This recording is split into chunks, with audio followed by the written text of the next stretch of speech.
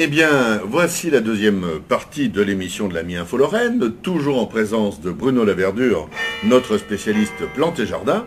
Et on va aborder, si vous voulez, Bruno, on a toujours du courrier des lecteurs. Bon, alors on est obligé de trier parce qu'on en reçoit beaucoup d'abord, mais il y en a beaucoup qui sont dans le même sens. Et notamment, on parlait jardin, mais on va parler, si vous le voulez, pendant quelques secondes, de plantes d'appartement. Et notamment, il y a le Ficus benjamina qui revient vraiment chez nos lecteurs d'une façon assez conséquente.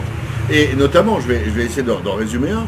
Et il y a une dame qui s'appelle Sophie de Romba qui a un problème, c'est que son Ficus benjamina, ce qui est une bonne chose en soi, pousse beaucoup, s'élève en hauteur et elle demande si elle doit couper comme on coupe à la limite un arbuste dans son jardin. Alors oui, alors le Ficus benjamina, on va vous expliquer un petit peu ce que c'est. C'est un arbre à toutes petites feuilles, c'est des feuilles d'un vert assez lumineux, et c'est ce qu'on rencontre le plus chez une des plantes les plus vendues, je pense, dans le commerce. Des petites feuilles, et puis c'est un arbre, enfin un arbre, oui, ça peut devenir un arbre. Oui. Disons que dans vos appartements, vous allez les trouver, ils sont commercialisés à partir de quelques centimètres jusqu'à 1 mètre, 1 mètre 50, quoi, en gros. Et le Ficus benjamina, oui, tout à fait, peut être taillé. Alors souvent, on fait une taille juste au début du printemps, quoi.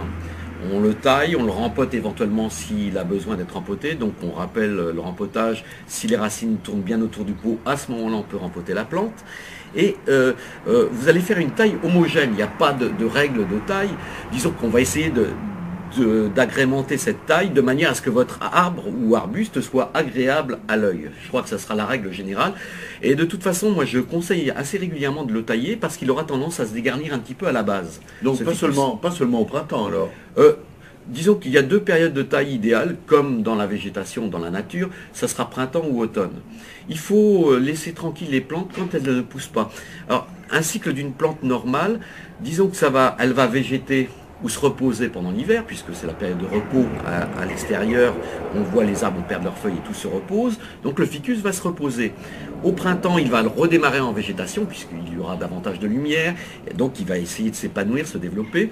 Vous pouvez l'aider en lui faisant quelques apports d'engrais en début de printemps, et là on va arriver en cycle fin de printemps, début d'été. Alors là, il va falloir lui permettre de passer tranquillement l'été. Là, les plantes se reposent un petit peu, avec la chaleur, elles se développent moins, donc un léger repos. Et ce Ficus benjamina, si cette dame, Sophie, je crois, Sophie, oui. A un jardin, elle peut éventuellement le mettre au jardin pendant les mois d'été. Lui faire prendre des vacances en quelque sorte. Voilà, tout à fait. Bon, il y a quelques précautions à prendre, c'est-à-dire qu'on ne peut pas le basculer subitement dehors comme ça, parce qu'il est un peu comme nous, il va prendre des coups de soleil. Alors, donc, il faudra le mettre, il y aura 2 passages obligatoires, c'est-à-dire une période où on le mettra un peu à l'ombre pour qu'il s'adapte un petit peu à des lumières plus importantes, et ensuite, on le mettra, si vous voulez le mettre en plein soleil, mettez-le. Moi, je vous conseillerais quand même de le mettre mi-ombre, mi-soleil. Et l'autre truc, c'est d'enterrer le pot de manière à ce que le pot ne sèche pas trop vite, parce que si c'est pour l'arroser tous les jours, ça va être un petit peu long et fatigant. D'enterrer le pot alors? Oui. Ah oui. Alors, vous enterrez le pot dans le sol, et ce qui permet à la fraîcheur de la terre en elle-même de garder bien humide ce pot et ce Ficus benjamina. Taille, et puis on le laisse tranquille maintenant. Oui. Mais s'il y a des orages, par exemple, en extérieur, tout ça, ça risque de l'endommager, non? Non, c'est pas plus gênant qu'une autre plante classique. Vous verrez dans le sud de la France, les Ficus benjamina, ils sont quasiment à l'extérieur toute l'année. Ou dans d'autres pays du Maghreb, c'est pareil. Vous les trouverez carrément à l'extérieur toute l'année. Bon, ben voilà, j'espère que Sophie est rassurée. Oui, elle disait néanmoins dans son petit mail qu'elle nous avait envoyé qu'elle avait, comment dire, en taillant en haut, en principe, ça devrait regarnir le bas. Oui, est-ce que c'est vrai, ça? Tout à fait, oui. Ça permet la plante va être obligée de se regarnir un petit peu partout, en fait, hein, puisqu'il y aura toujours le même volume de sève, puisque les racines ne seront pas retaillées. La sève va avoir un flux assez important, donc la sève va se véhiculer sur l'ensemble de la plante. Donc elle va favoriser ce redémarrage végétatif. Eh bien, voilà pour le ficus. Alors, simplement, parce qu'on a encore tellement de choses à dire et on n'arrivera pas à les dire tout aujourd'hui, bien entendu, nous avons un habitant de Metz qui s'appelle Philippe et qui fait un potager depuis des années et des années. Et cette année, il a semé ses salades comme à l'habitude, avec les mêmes variétés qu'il sème depuis des années, encore une fois. Et cette fois-ci, eh bien, elles ne poussent pas. Alors, est-ce que c'est un phénomène de sécheresse ambiante, parce qu'il les arrose un petit peu, mais il est vraiment médusé, ces salades ne poussent pas. Alors, est-ce qu'elles ont levé déjà dans un premier temps? Elles ont levé. Alors ça peut être lié parce que la salade n'aime pas les trop fortes chaleurs. Alors, ce qu'il y a, c'est que la végétation elle est quand même très en avance cette année, je dirais un mois et demi. Alors il faut déjà choisir des variétés adaptées aux températures. Et des salades de début de printemps ou de fin d'hiver ne s'adapteront pas en cette saison-ci, à cause de cette chaleur justement. D'accord. Donc elles auront tendance à se limiter et souvent monter, ce qu'on appelle monter à fleurs. Et ça peut être l'une des causes. D'accord. Et je pense que ça pourrait être même la principale cause. Autrement, la salade, elle a besoin, je ne vais pas dire fraîcheur, mais une certaine fraîcheur et humidité au pied, quoi. Voilà. Oui, d'accord. Et c'est certainement valable pour beaucoup d'autres cultures potagères. Oui. On est très en avance, sauf dans les températures de nuit, puisque les températures étaient limite 10 degrés, c'était même plutôt plus souvent en dessous jusqu'à maintenant. Et maintenant que les températures sont revenues à des conditions normales, là on peut planter, mais plutôt des variétés d'été, je pense que ça serait beaucoup plus facile. Et puis dans votre potager, essayez de faire des plantations de plantes qui ont peu de besoin en eau. Je crois que c'est assez important parce que là on est parti quand même. Par exemple, vous avez des exemples à donner? Eh ben, au lieu de planter de l'épinard, au lieu de semer de l'épinard, vous allez semer de la tétragone. Je ne sais pas si vous connaissez. Tout à fait. La tétragone cornue. Voilà.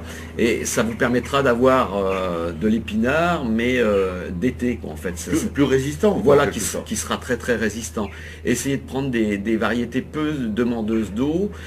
Essayez d'économiser au maximum votre eau dans votre jardin aussi, parce que ça va être assez important. Là, il n'y a pas 50 solutions. Hein. Ça va être de trouver des couvre-sols qui vont limiter l'évaporation de cette eau. Je crois que ce sera l'un des moyens. Et puis également de penser à bien suivre les désherbages. Parce que quand on désherbe, la mauvaise herbe est concurrente en eau de la plante cultivée. Donc, oui, tout à fait, elle a soif aussi, quoi. Elle a soif aussi, donc il faut essayer d'avoir un terrain propre. Et une fois que vous avez nettoyé et désherbé, le mieux c'est tout simplement de mettre des paillages. Et ça vous permettra d'économiser un petit peu cette eau. Et puis surtout, n'arrosez pas comme on en voit dans certaines villes qui arrosent en pleine journée, quoi. Donc ça c'est vraiment... C'est quoi? C'est plutôt le soir, plutôt le matin? Plutôt tôt le soir ou le matin. D'accord. Mais essayez aussi, si vous avez les possibilités, parce que souvent l'eau du robinet est toujours très fraîche, d'essayer d'avoir une température à peu près identique à celle de la plante, parce qu'autrement il se crée un léger blocage. Et l'autre inconvénient, si vous arrosez dans la journée, eh bien c'est que vous risquez de brûler les feuilles de vos plantes. Parce qu'une eau froide sur une feuille chaude, déjà il va se créer une certaine brûlure. Par-dessus ça, le soleil qui va faire effet de loupe va brûler davantage encore cette plante. Hein. D'accord. Et puis essayez d'effeuiller au fur et à mesure vos feuilles. Je pense aux pieds de tomates. Vous effeuillez au fur et à mesure vos feuilles, vous enlevez les feuilles de ces pieds de tomates pour favoriser la fructification. D'accord. Alors on va terminer, parce que évidemment on arrive déjà presque au bout de notre émission. Sur les fleurs, c'est quand même beaucoup plus, disons, fun. Et la reine des fleurs en ce moment, à la mi-juin, c'est évidemment le géranium. Oui, le géranium, si vous ne l'avez pas fait, il n'est pas trop tard, vous pouvez toujours planter ces géraniums. Je vous rappelle qu'au redémarrage, quand vous refaites une plantation de géranium, vous l'effleurez avant tout. Pourquoi? Parce que ça va concurrencer le développement végétatif de la plante. Donc il faut faire un choix. On boycotte ou on supprime toutes les fleurs.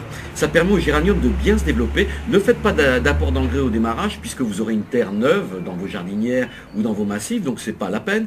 Vous ferez peut-être un apport d'engrais. Quand vous allez voir, il faut essayer de regarder et de sentir la plante. Hein. Et vous verrez, à un moment donné, elle va se fatiguer un petit peu. Ou au moment où vous allez voir le démarrage de la floraison, vous allez lui donner quelques vitamines pour qu'elle redémarre un petit peu.